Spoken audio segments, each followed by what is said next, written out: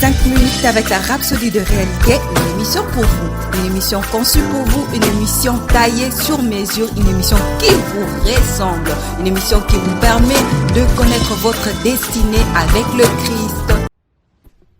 Bonjour, bienvenue dans notre émission 5 minutes d'édification avec la Rhapsodie des réalités.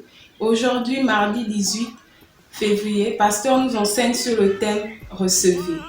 Le verset d'ouverture est tiré de Romains 5 au verset 17 qui dit « À plus forte raison, ceux qui reçoivent l'abondance de la grâce et du don de la justice régneront-ils dans la vie par Jésus-Christ lui seul. » En commentaire, il dit « Une fois, j'étais sur le point de m'occuper de quelqu'un qui était malade et confiné sur un fauteuil roulant depuis des années. Je lui ai donc demandé « Serez-vous guéri aujourd'hui ?» Il m'a répondu « Oui, bien sûr. » Ensuite, j'ai dit « Que se passera-t-il quand je prierai pour vous maintenant ?» Il m'a répondu « Je marcherai et je courrai. » Alors, j'ai posé mes mains sur lui et je lui ai dit « Tu es guéri. » Immédiatement. Il est sorti du fauteuil roulant, a un peu titubé et était parfait. Quand je lui ai dit « Tu es guéri », il n'a pas attendu plus longtemps. Il a reçu instantanément. C'était son rôle, recevoir. Donner est une chose, mais recevoir en est une autre. Beaucoup ne semblent pas savoir comment recevoir. Recevoir, c'est par la foi. C'est avec votre esprit et ce n'est pas quelque chose que vous faites passivement. Le mot grec est lambano et cela signifie prendre possession de quelque chose, tendre la main, s'emparer de quelque chose et se l'approprier.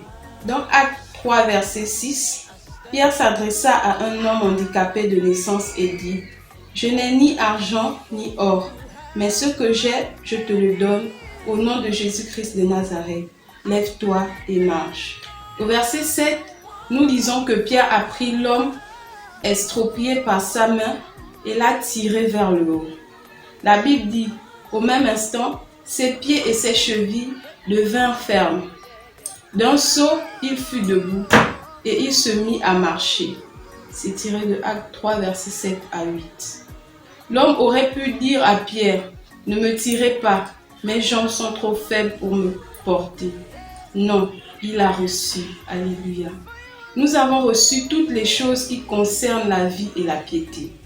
Toutes les bénédictions spirituelles qui existent en Jésus-Christ. Recevez. S'il n'y a pas de réception de votre part, cela n'équivaut à rien. Votre réponse à Dieu et sa parole est la preuve que vous avez reçu. Et c'est cela la foi, la réponse de l'esprit humain à la parole de Dieu. Le changement que vous désirez dans votre vie, vos finances, votre santé et votre famille a déjà eu lieu. Recevez et agissez en conséquence. La rhapsodie d'aujourd'hui est tellement édifiante. À travers elle, Pasteur nous dit que c'est par la foi que nous recevons. Et en étant chrétiens, nous devons être conscients que nous avons reçu toutes les bénédictions spirituelles qui existent en Jésus-Christ. Alléluia. Nous allons prendre quelques secondes pour méditer sur ces paroles et après nous prendrons la prière.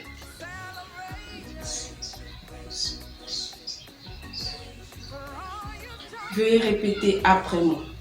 Cher Père Céleste, je te remercie pour les bénédictions que je reçois en mettant en œuvre ma foi sur ta parole.